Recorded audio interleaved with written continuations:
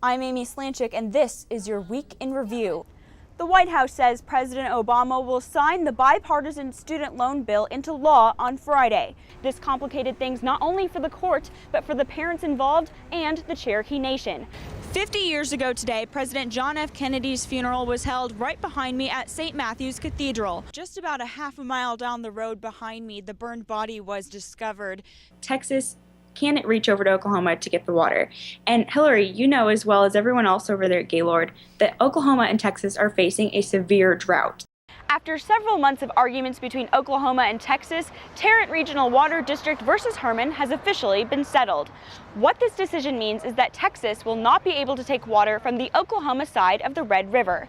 This water well has been around since at least the 1960s, and it might contain methane gas, which is causing their water to become flammable. This bridge has the same design and problem as the Minneapolis bridge that collapsed in 2007 when 13 people lost their lives. Philip Gatson was just released from jail last Thursday for aiding prostitution, according to the county jail. But the 23-year-old is back behind bars on a $50,000 bond after being arrested once more last night, as both sides file new paperwork with the U.S. Supreme Court. The provision requires companies to provide birth control to employees, including emergency contraceptives. What we discovered yesterday at the National Transportation Safety Board meeting, investigative hearing, was that the eastbound train actually went through 3 traffic signals.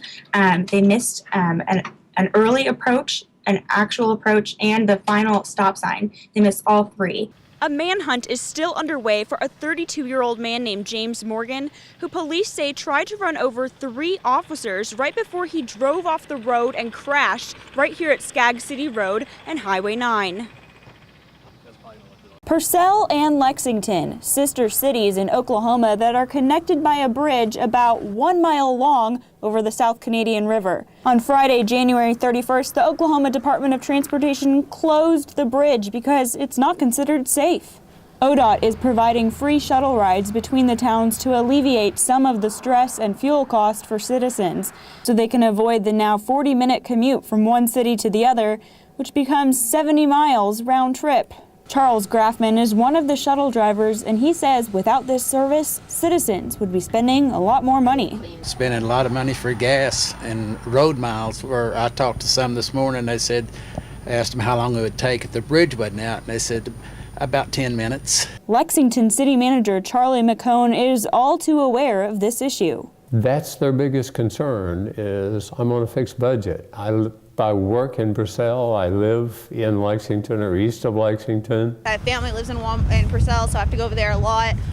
This bridge has the same design and problem as the Minneapolis bridge that collapsed in 2007 when 13 people lost their lives. That definitely is the silver lining, the fact that it did not collapse. Cracks were found in the truss beams of the bridge. Microscopic cracks that the naked eye can't see. The cracks have to be stopped before more work can be done on the bridge. I wish they would have done something sooner about the bridge, but they didn't. Repairing the bridge will take several months and cost tens of millions of dollars. In Lexington, Amy Slanchik, OU Nightly. It's something we rely on every day, not our cell phones or our cars. The light bulb. And as of the 1st of January, the 40 and 60 watt light bulbs stopped being manufactured. Norman Home Depot employee Kurt Vaverka says their store has about 6 months of these bulbs in stock. But some customers were concerned during the first week of January. They're afraid they weren't going to get them anymore, that they wouldn't even have them. People actually called and asked if we had them. But you won't be left in the dark without these bulbs. New LED lights are being sold instead. Scott Green is a professor at the OU Department of Geography and Environmental Sustainability. The biggest objection is a philosophical objection that government does not have the right to tell consumers what they should purchase. The government didn't think it was the brightest idea to keep incandescent bulbs around.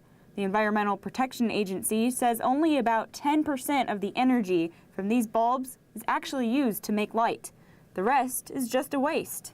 The new light bulbs are more efficient at transferring energy to light. The old light bulbs transferred most of the energy to heat, which is why if you've ever touched an old light bulb, you're more likely to burn your hand. The LED bulbs won't burn your hand, but some customers think they might burn a hole in their wallets. A lot of people are gun shy because of the initial cost, $13, $12 a light bulb. But because they last so much longer, The bottom line is you will save money. It's going to be the future, and we're just going to have to get used to it. while it's arguable when and by whom the light bulb was actually invented, Thomas Edison's bright idea was patented in 1880, making the incandescent light bulb at least 134 years old. In Norman, Amy Slanchik, OU Nightly. Claire McCaskill is in the lead for Missouri. An important thing to note is that it is now mathematically impossible for the Republicans to gain control of the Senate. Let's go back to the East Coast and take a look at Virginia. Now, right now, Tim Kaine and George Allen are in a dead heat. Now, an interesting thing about this election, this could potentially be a historical election for Wisconsin. Tammy Baldwin, if elected, would be the first openly gay senator in U.S. history.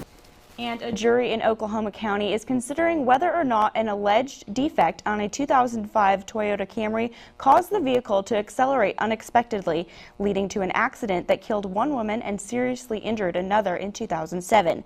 Closing arguments for the case were heard today. The plaintiff's attorney says Toyota knew about the problems with the vehicle, and Toyota's attorney says there is no evidence the crash was related to a defect. Michael Jones is one of 3 teenage suspects in the shooting of Christopher Lane. He was first charged with an accessory to the murder, but after yesterday's preliminary hearing, Jones will now be charged with first-degree murder instead. And Congress has a 5% approval rating right now, but OU Nightly's Doug Murray is in the news center to tell us what they have been up to today. Doug? Back here in Oklahoma, Governor Mary Fallin formally launched her bid for second term in office today. She kicked off her campaign in Tulsa, then went to Oklahoma City and Lawton later in the day. The governor talked about the government shutdown and also mentioned that the Oklahoma unemployment rate is 5.3%. That was your Week in Review. I'm Amy Slanchik at CBS News in Washington.